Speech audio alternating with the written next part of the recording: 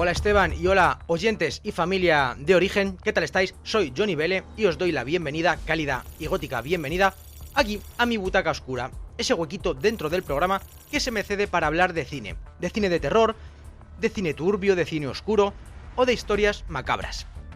Bien, hoy en la butaca oscura de hoy, en el programa de hoy, vamos a hablar de una de las películas del cine español que yo creo que sobresale por encima del resto. Fijaos que el cine español tiene muchas joyitas y tiene muchas películas a encumbrar. Aquí, de hecho, en un programa anterior ya hablamos de Viridiana, que es una de mis películas favoritas. Tengo pendientes otras, pero creo que en el día de hoy la que os voy a recomendar, la que os voy a poner aquí sobre la palestra, es la más malrollera, la más turbia, la más oscura y la más dura de todas ellas. Estoy hablando de Arrebato. Arrebato. Una película de 1980 dirigida por Iván Zulueta. Una película... La historia de una película maldita. La historia de buscar la perfección en el celuloide. Y... yo tengo una anécdota, una historia con esta película. Y es que la vi, de hecho, bueno, la tengo aquí en formato físico. La adquirí cuando tendría 10, 12, 13 años, por ahí, no más. Y la vi. No me gustó nada. No la entendí para nada. Es una película, ahora entraremos en detalles, pero no es fácil de entrar en ella. No la entendí, no me gustó, pero la terminé de ver. Era yo apenas un preadolescente, pero me dejó una sensación mala. Me dejó una sensación de angustia, oprimente. Y yo, en mi cabeza juvenil, dije, sé que no me ha gustado esta película, sé que no la entiendo, pero creo que no es mi momento. Creo que esta película tiene algo. Creo que esta película hay algo que yo no sé desentrañar. Efectivamente, con el paso de los años, mi cultura cinéfila ha ido creciendo, he estado viendo más cosas, he estado indagando, investigando, teniendo más experiencias, he estado comiendo mucho cine nacional, internacional y de autor, cine indie. Y llegó el momento de volver a ver la película. Y efectivamente, aunque sigo diciendo que hoy, ahora mismo, en el 2024, cuando veo esta película, no termino de entenderla del todo. Es una película muy, muy barroca, muy abstracta, pero sí que sigue dejando ese pozo turbio. Es una película muy experimental, te sigue dejando ese desasosiego, es una película descorazonadora, y que cuando acabas de verla, aunque a pesar de... es una película de terror, pero a pesar de que no de sustos, no de miedo como tal, cuando acabas de verla, te deja una sensación oscura, una sensación turbia.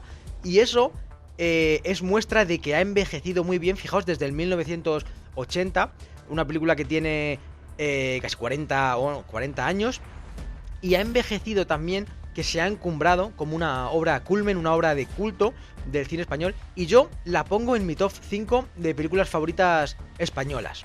Así que hoy os traigo Arrebato. Vamos a hablar un poquito de ella. ¿Qué nos podemos encontrar en Arrebato? Es una película vanguardista, es una película experimental, es una película surrealista, y es una película que si me obligáis a deciros de qué va, porque a mí no me gustaría deciros Arrebato va de tal, pero bueno, sometido a presión, si tengo que decir de qué trata esta película, podría deciros que es una película de vampirismo. Pero no de vampirismo de vampiros con colmillos y que chupan la sangre, como tantas otras. Aquí estamos hablando de vampiros psíquicos, de vampiros del celuloide, de vampiros del metraje, de vampiros del cine, de vampiros que chupan energías.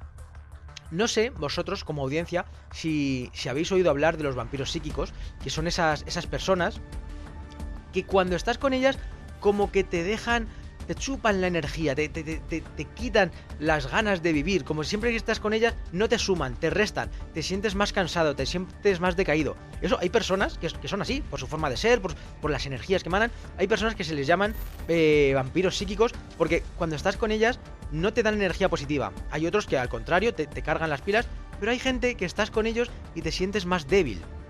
Pues esto va un poquito por ahí.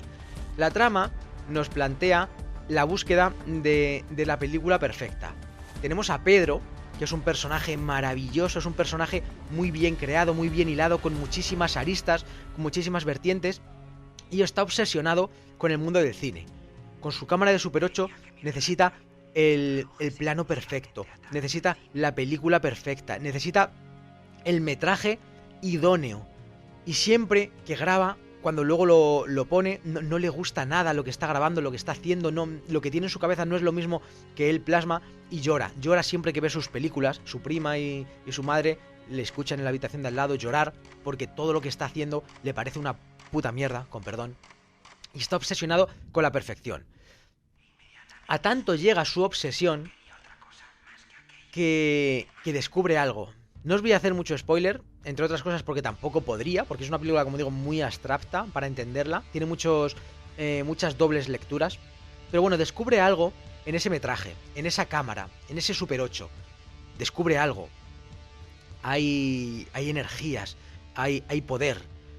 Hay una mancha roja que va creciendo en cada fragmento de cinta. Y decide arrebatarse. Decide meterse de lleno. Esta película es un arrebato. Esta película es magnética. Esta película es envolvente. Esta película está grabada con muy bajo presupuesto. Está grabada con un Super 8 con muy bajo presupuesto. Esta película costó 24.000 euros. 24.000 euros. Y fue financiada, de hecho, por un arquitecto que dio 3 millones para el proyecto, y se grabó en apenas 15 o 20 días. El director Iván Zulueta contactó con un montón de amigos, de gente que él conocía en el mundo del cine. De hecho, la localización tuvo que decir: vale, con este dinero podemos grabar en 3-4 localizaciones, no más. Y de hecho, la mayor parte de la película se localiza en un chalet, que es el chalet de un amigo, y ahí está grabado todo. Pero no es necesario mucho más. Cuando tienes escasez de medios y de recursos, la cabeza es cuando empieza a funcionar. Y puedes crear una obra de culto con muy pocos escenarios, con muy pocos personajes, pero con una trama y una historia muy buena. La música, de hecho, está compuesta por él, porque él tenía una banda sonora, él tenía una música que quería usar, pero los derechos valían muy caros. Entonces la compuso él. Y os tengo que decir que la música en las películas es ese gran desconocido, ¿verdad? Porque siempre pasa inadvertido, pero en este caso no. Aquí desde el minuto 1 la música te va poniendo mal cuerpo, te va aumentando cuando tiene que aumentar y va siendo tenue cuando tiene que serlo, para convertirse en un protagonista más dentro de la película y en esa locura. Me recuerda mucho a las películas de Robert Eggers, cuando los personajes empiezan a volverse locos, todo empieza a volverse mucho más abstracto, mucho más rococó. Me recuerda mucho a eso. Tanto es así que si estáis viendo esta película con alguien que está acostumbrado a un terror comercial, a una película muy fácil, muy asequible, va a miraros así de reojo y va a decir: yo no quiero entrar aquí, no sé lo que estoy viendo, pero no me gusta. Y es que es una película difícil de mirar. Tenéis que hacer un esfuerzo y un salto por entrar en ella. Por eso me gusta tanto, por eso me parece que es una película tan recomendable. Porque tienes que entrar en ella y tienes que querer ser una parte de esta película.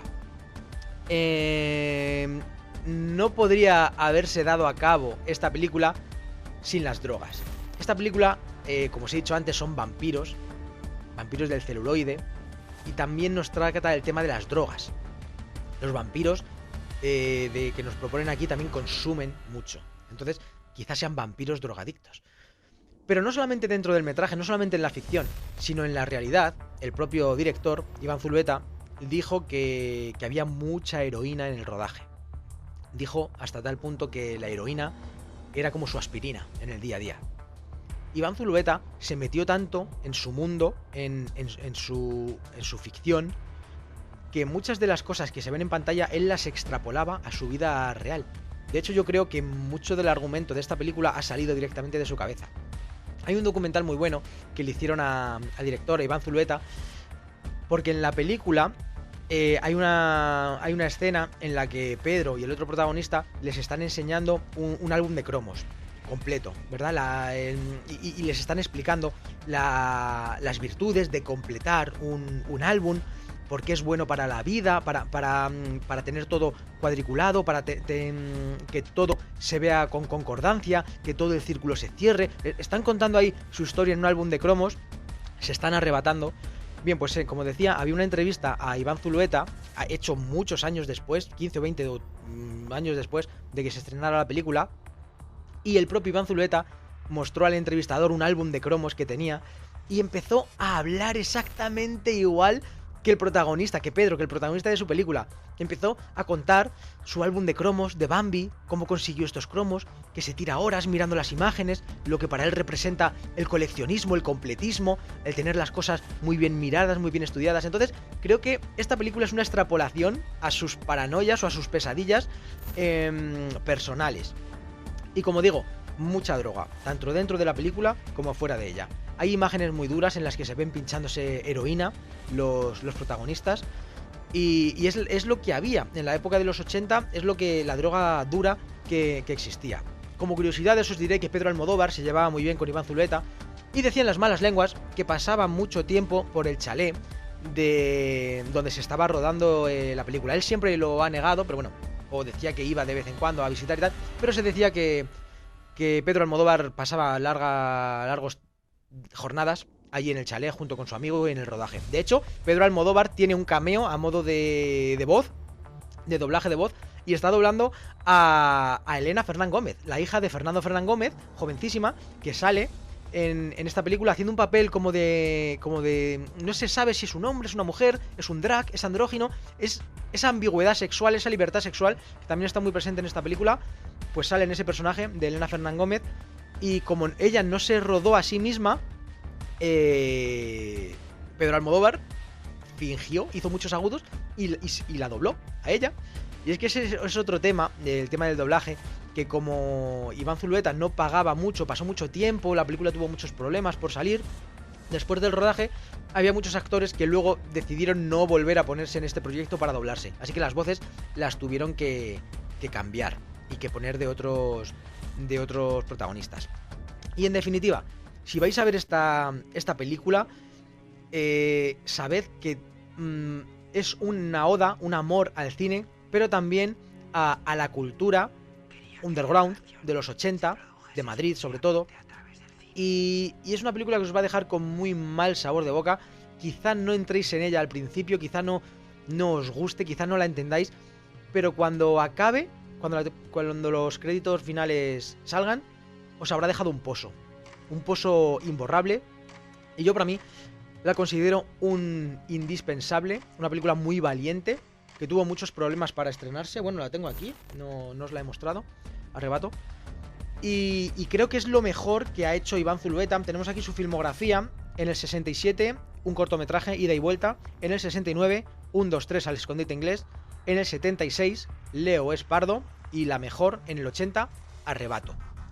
Creo que es una película que incluso a día de hoy ha envejecido tan bien que se puede ver como el primer día y causa ese impacto como el primer día. Te pega una bofetada a mano abierta cuando la ves, te pega una bofetada como el primer día. Y eso es muy difícil para una película tan indie o tan poco comercial como lo es esta. Nada más por mi parte, espero no haberos aburrido, espero haberos aportado, haberos enseñado algo nuevo. Y nos vemos en la siguiente ocasión. Y hasta entonces, no os olvidéis de cerrar bien la puerta antes de iros a acostar, pues nunca se sabe lo que pueda haber en el otro lado.